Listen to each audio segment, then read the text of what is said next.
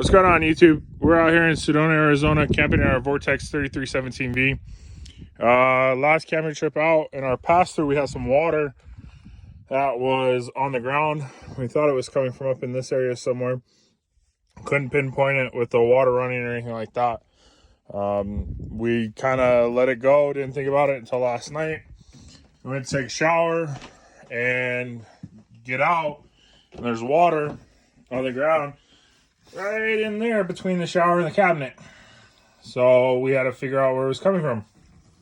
I went into the bedroom and I removed this panel right here below the TV. Pretty easy to get rid of or pull it off.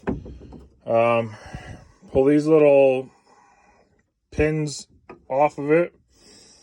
Take the 6 screws out, 4 in each corner, and then, or 1 in each corner, and then the 2 that are in the middle.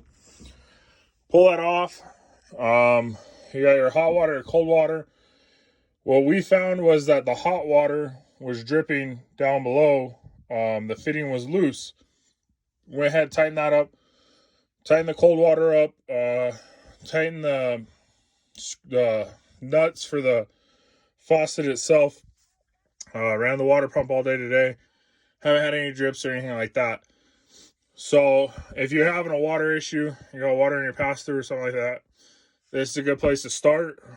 Easy fix.